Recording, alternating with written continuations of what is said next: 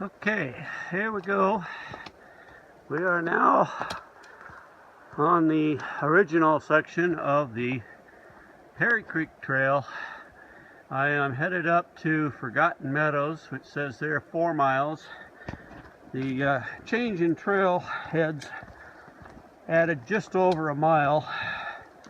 So this will be about a 10 point, 10 and a half maybe max hike. Got a way late start. Started out at the parking lot. I didn't get to the new trailhead until almost noon, so I officially started at 12 o'clock. Way late. I had hoped to get here at least by 10 at the latest, but since I didn't get to bed until 1 o'clock this morning, needless to say, getting up at 6 was not something that I was relishing. Ended up sleeping until about 8:30 when I finally decided if I was going to do anything, I better get moving because it takes a while to drive. It's about I think about a 70-mile drive from my home, so it takes a bit. So far, it's really nice. In the trees, got a nice canopy for shade. Though I have to admit, I am sweating already, but that's normal for me. I can sweat in 10-degree weather. Don't know if you can hear it in the background, but that's Perry Creek. It's running down below me. We'll be crossing that soon. From that point, after we cross the creek, that's when we really start doing some elevation gain. Last time I was up here, I think was about, let's see, maybe 3-4 years now. And so I know it's a workout. Back in the 90s, I used to come up here about 4 or 5 times a year round. There was a couple times I did some overnight trips in the middle of winter. Nice up here camping in the snow. Got the place to myself. So there's only a few cars at the trailhead, so I don't expect to see a lot of people. If anything, they'll be heading out. Since I did get that late start, I'll be heading home late. So that's about it for now. Something exciting comes along, I'll kick the recorder back on. Till later. So here we are again. This spot way off there. You can see the one set of falls, and off this way there's another set right there. We're just about to the head of the valley where we're going to be crossing over the creek. When I get there, just before that, we'll be able to get a view down the valley that I've been hiking up.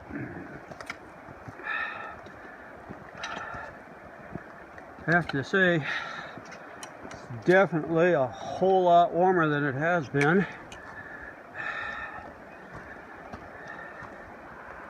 I'm really starting to regret the late start, but that's the way it goes. What's a little heat? I brought extra quart of water with me. Actually, it's an extra quart of ice. I figure by the time I get to it, it'll be melted and nice and cold. So I got a quart of Gatorade and a quart of water and then a quart of ice. It'll be alright. You can see bits and pieces of this trail. It's really, there we go, focus down a little. You can see it's not near as nice as what I normally hike on in the Chuckanut Mountains. that are next to my house, but like I said before, this is one of my old favorites that I used to do. Here's some of the more interesting part of the trail. Do a little playing around on the boulders. Good ankle breaker. Luckily we only have a short sections of these. They kind of spotted through. Again, once we cross the creek, we get out of all this. Kind of wondering what I'll find for blowdowns since we had such a heavier winter than normal. Might find myself in a mess of trees I'm gonna have to climb through. This is not one of the more well-maintained trails. It's not one of the popular ones, except for people like me that like to get away from the crowds. They generally spend all their time and effort on the more popular ones like Mount Pilchuck and those that Lake 22 that are so popular that you're lucky to find a place to park if you don't get there by 10 in the morning. But those aren't any fun to do because they're so crowded now. I used to do them years ago. They're great 4-mile, 5-mile hikes that I could train on with a 15-pound pack, and it's great for staying in shape. Like I say, nowadays, of course I got a longer drive. I used to only live about 20 miles, 25 miles from them, so a lot further away now. It's not worth the drive. Boy, this trail is really going to cut into my hiking time. I'm not going to be making 3.5 miles an hour today. This will also have some elevation. I think I'll end up making about 3,000 elevation gain. Started out about 2,000. So got a little bit of uphill to do.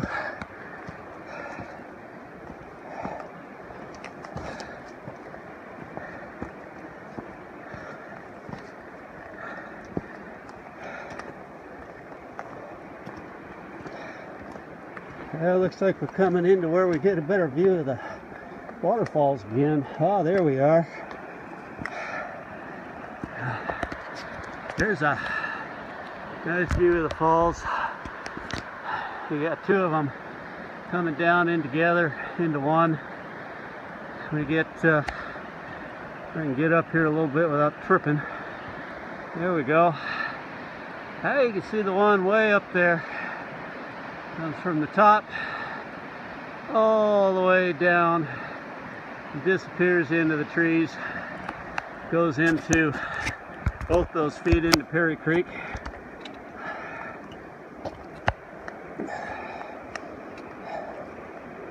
It's going to be a great view up here, always is. Except in the winter, of course, it's usually fogged in then, you can't see a thing. Gotta be careful you don't walk off the ridge. Here we're coming back into the rocks again. I think we're coming up to the worst section of it. It's just around the corner.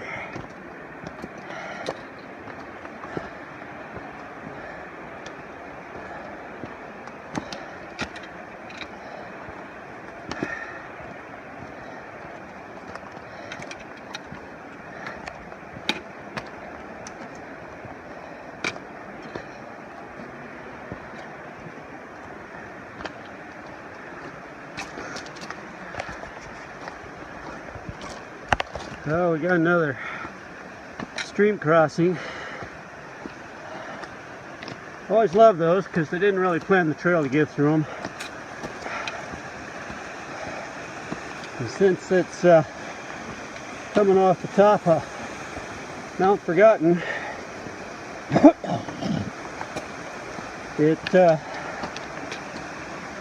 going to be tons of water. My understanding that that mountain still is so covered with ice and snow that crampons and ice axe are required. That's what the ranger station said anyway. I've been up there many times in the snow, never needed crampons, but have needed an ice axe many times.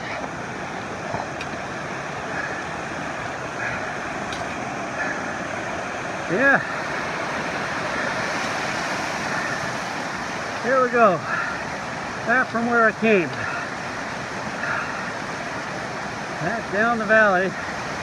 This is a nice section when in the fall, when our few non-evergreen trees change colors, you get a chance to see some beautiful coloring. Well, I got to be careful here. I'm getting into a mess. Man, there we go. Like I said, they don't provide much to get across. You just do it.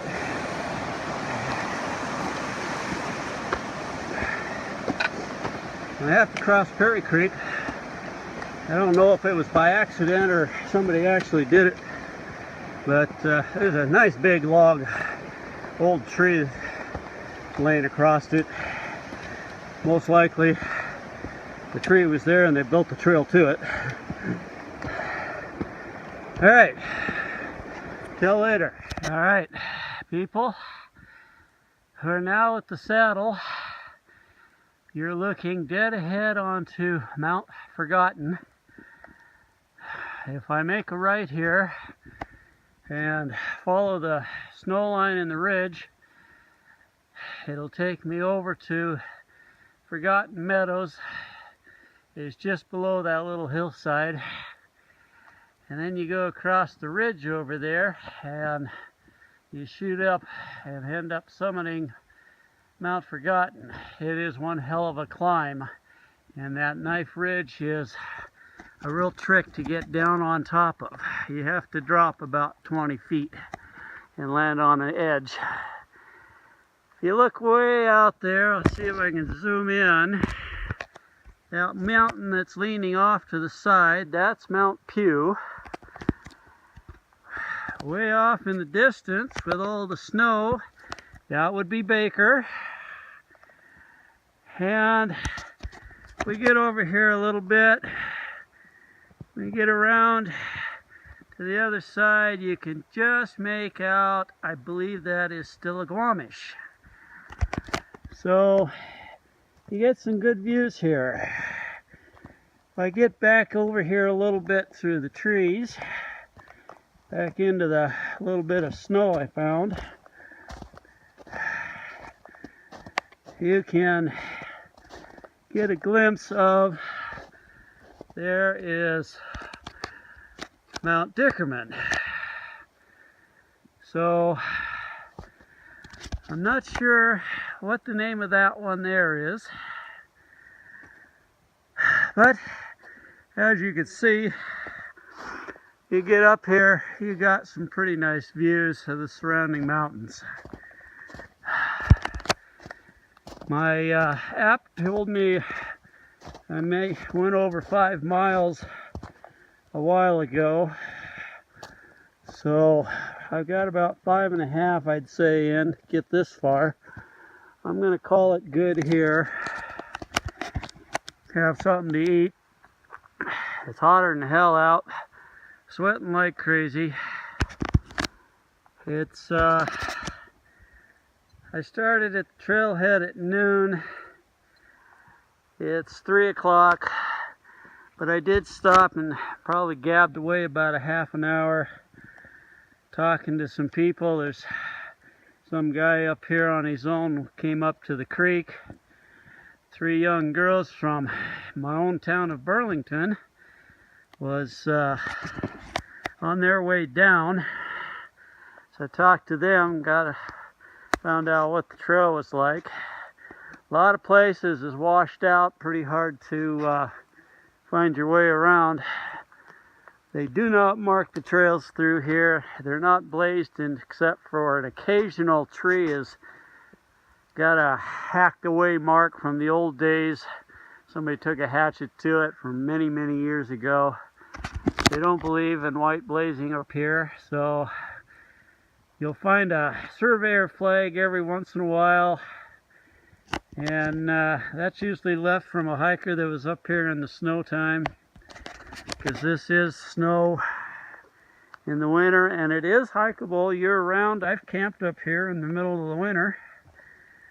You can take a nice view down into the valley, right off the ridge, all the way down. So there we go.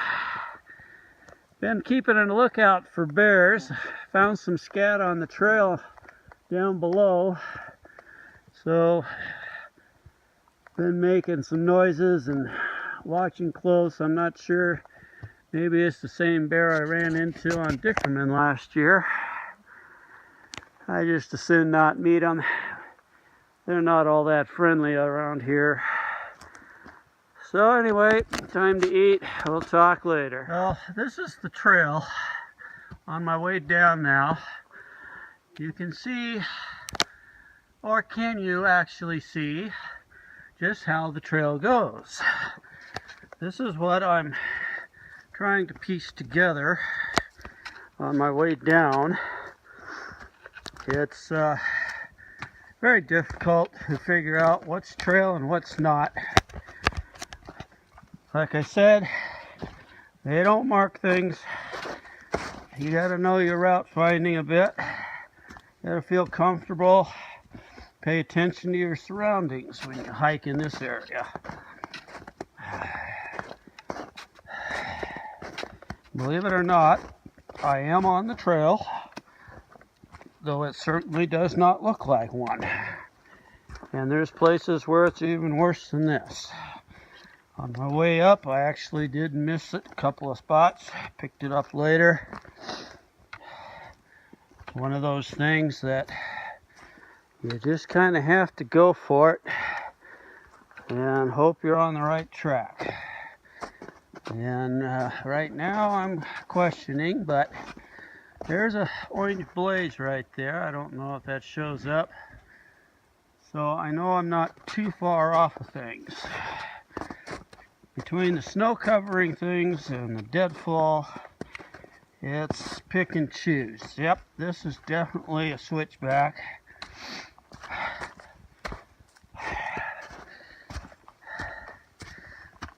So I am on it. It's just really garbage.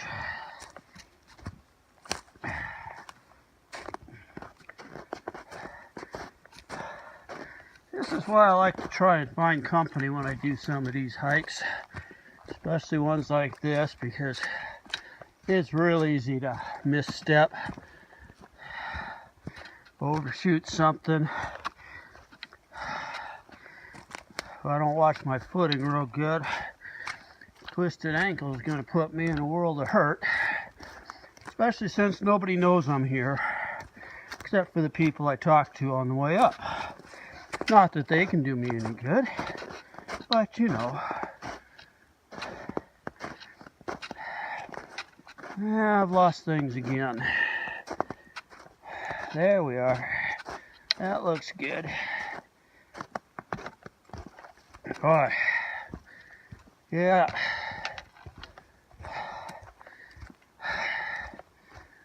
Orange flag. Not to mention the tree's been cut. Kind of gives a good sign that it must have been a trail coming through. Does this look like a trail to you? Yeah. I don't think so.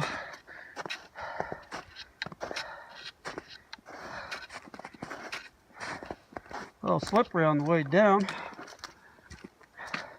So I checked the app after my last video, and my lunch break at the saddle was at 5.33 miles, and hiking time, no downtime, just hiking time, was 1 hour 58 minutes. So that's not bad, I guess. 2 hours to go 5 miles. You can cover 3,000 feet of some of the raunchiest non-maintained trail you can ask for. So I didn't do much video coming up once I crossed the creek because of the route finding and the roughness going up. Not to mention, it's not any easier coming down, but you know. Got an ankle bugging me a little bit. I don't like that. My boot's rubbing something that shouldn't be. Haven't wore these now in quite a while. I think the last time I wore them was April, when I tried to get into Dickerman and got turned away at 4,100. So, anyway, here's one of our nice trail blocking trees that's been laying here now for I don't know how many years. It's gotten to where now everybody just kind of detours around it instead of going over it. Works for me.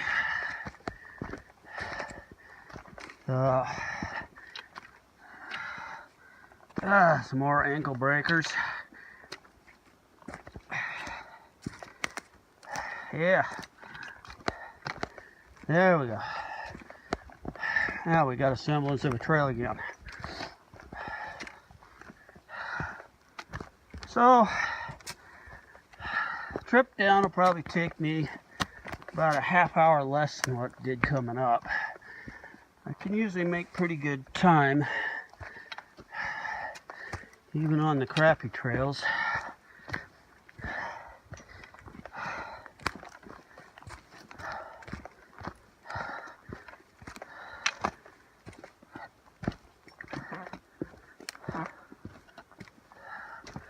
Alright, I'm not sure just how much of this is getting recorded to where you can see what's going on. I'm having a hard time keeping track of my footing here. So, we're going to put the camera away until we get something really cool looking again. It doesn't feel any cooler from going up. I'm just not sweating as bad. Alright, so, one other thing. This is kind of a interesting thing to me I'm testing out. I'm wearing one of my new base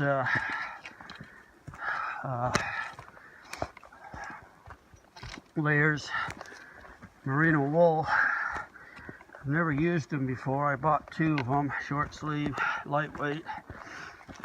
And I wore this one the other day, was it Tuesday, on Blanchard Mountain when I did my 17 miles. So it was thoroughly drenched, and I wanted to know just how it is for retaining odors. They say they're supposed to be fantastic and not retain them like the old Polypro used to. So I had it just kind of tossed off to the side for a couple days. So that was Monday, and then Tuesday I went riding. Wednesday I worked around the house. Yesterday I went riding. So today I pulled it out and gave it a good smell test and couldn't smell a thing. And so I got it on again today without it being washed. This will, hoping, will give me a simulation of having to wear it multiple days when I get into my trip next year. And I'll figure out how far I can go before I can't stand the smell of myself. So anyway, it's holding up pretty good. I'm wondering if I should let it go another couple of days before I go hiking again. I plan on getting out either Sunday or Monday. So we'll give it a shot and see what happens. Anyway, I doubt if anybody really cares about my smelly clothes. I do, I'm interested in it. So, oh God, what a mess. Rocks and roots everywhere.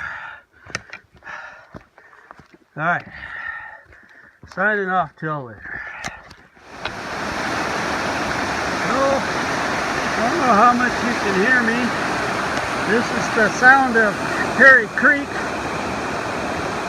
What you're looking at now is the way up the mountain. You gotta cross. I've already crossed it. I'm standing here taking a short break, cooling off on a little island in between it. You gotta get across this part here. This is where trekking poles are always nice. Give you good footing. You can see the water's going down pretty good, pretty fast. Not real deep, but it's fast. There's the trail across there. Making pretty good time coming down. It's a little past 4. I summited at 3, so I'm making some damn good time coming back down. Should be about 3 miles, just over 3 miles to the car. Till later. Well, back to the trailhead. 3 hours, 58 minutes of hiking, 10 miles, 10.5 miles to Forgotten Meadows and back. Boy, that 2+ extra approach trail they put in there is a killer. That hike was bad enough when it was 8 miles. 10's a killer, especially in this heat. Miscalculated on the water. My ice only half melted. I forgot to grab my Be-Free instant filter, so I couldn't get anything out of the streams.